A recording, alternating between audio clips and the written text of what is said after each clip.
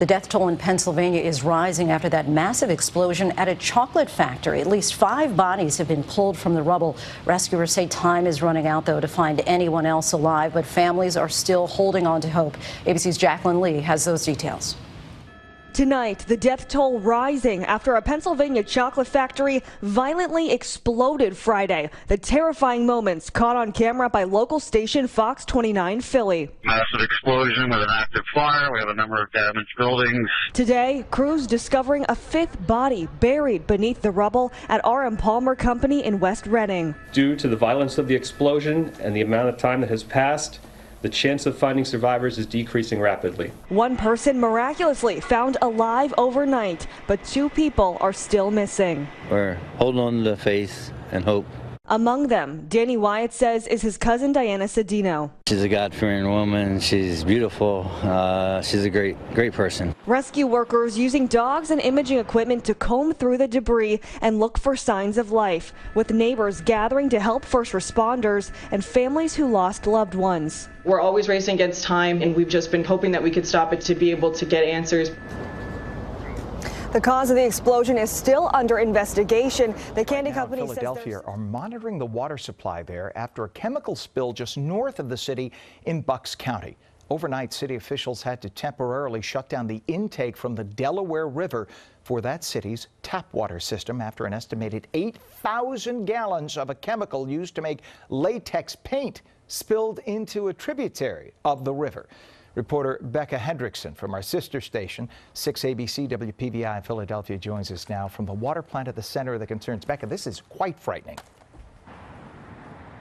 Ken, it's frightening for a lot of residents here in Philadelphia. We saw panic Sunday after the city announced that your water may be affected of people going out to buy bottled water, stocking up on it. The city does say water is safe to drink here in Philadelphia, at least until midnight. They're advising people to have 2 days worth of water stocked at their homes. In the meantime, we're here at the Baxter Water Treatment Plant in Northeast Philadelphia. We've been taking a look at the water basins around here. It does appear that there is plenty of supply, but concerns, of course, about what happens after midnight if the water is going to continue to be safe to drink.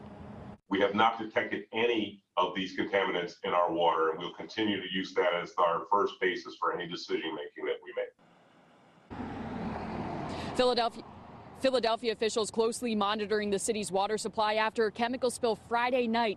A pipeline ruptured at Trinzio PLC in Bristol, Bucks County. It resulted in 8,000 to 12,000 gallons of latex-like material spilled into a creek and the Delaware River. One of the chemicals that was spilled is the same one that had been released in East Palestine, Ohio, after the Norfolk Southern train derailment there. Back here in Philadelphia, the Coast Guard says cleanup is mainly focused on removing the product from the storm drain system.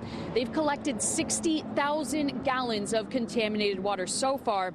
After the spill, Philadelphia officials shut off the intake at the city's water treatment plant.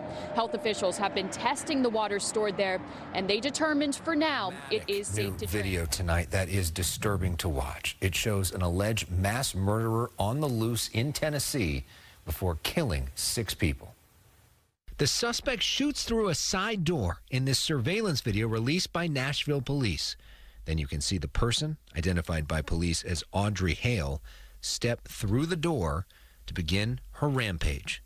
Later, the 28-year-old transgender woman is seen pacing the hallway, heavily armed, as alarms are blaring.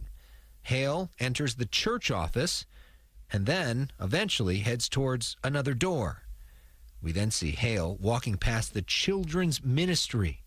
Police say she killed 6 people, including 3 9-year-old kids, and was then killed by police within 14 minutes. Turn now to the horrific images. The deadly fire just across the U.S. border in Mexico at a migrant detention center not far from El Paso. At least 40 people killed. ABC's Maria Villarreal at the border tonight. Tonight, Mexican authorities investigating a massive fire at a migrant facility near the border that left at least 40 dead.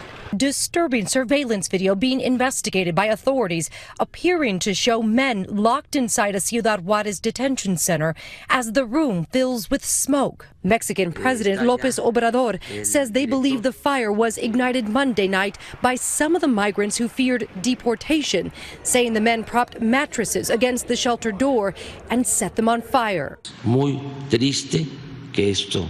Obrador adding they did not imagine that it would cause this terrible misfortune. Mylar blankets covering the dead, 28 seriously hurt, Viangeli's husband among them.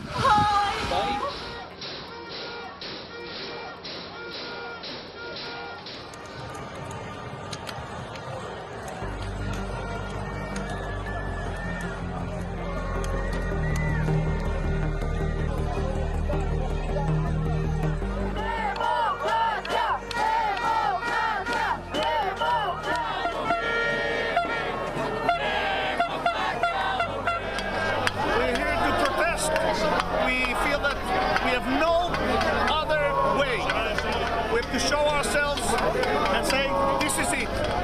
This Prime Minister is not qualified anymore. Right now, what drives me is my daughter, my 9-year-old daughter. That I want her to grow up in this country. I want her to have every possibility she dreams of. And that won't happen if this judiciary overhaul will take place.